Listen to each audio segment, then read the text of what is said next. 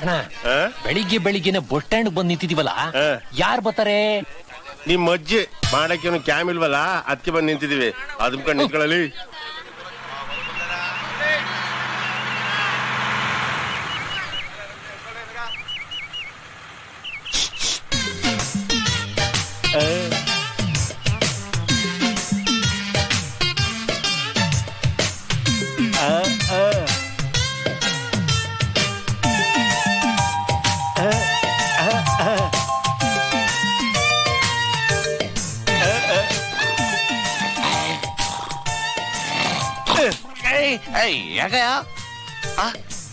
ಏನ್ ಬಾಬದ ಚೆನ್ನಾಗಿದ್ಯಾ?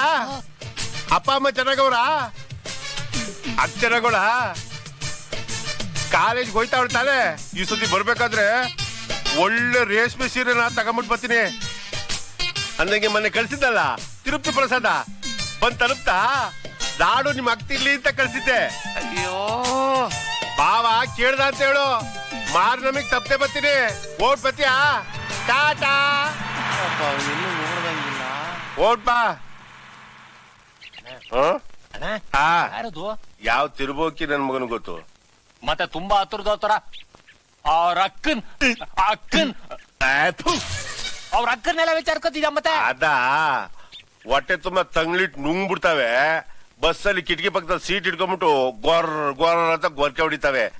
ಈ ಗೋಡಿಯನ್ನು ಹೆಂಗ್ ಹೊಡಿತದೆ? ತಲೆ ಗುಳ ಬಿಟ್ಬಿಟ್ಟಿದ್ದೀರಲ್ಲ. ಇವ್ನ್ಯಾರು ಅಂತ ಊರು ಸಿಕ್ಕಗಟ್ಟ ತಲೆ ಕೆಡ್ಸ್ಕೊತಾರೆ.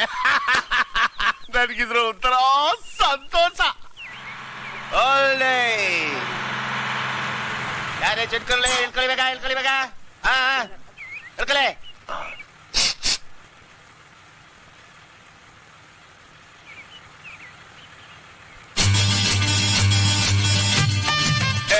ಮಾಮ ಏನ್ ಮಾಮ ಚೆನ್ನಾಗಿದ್ಯಾ?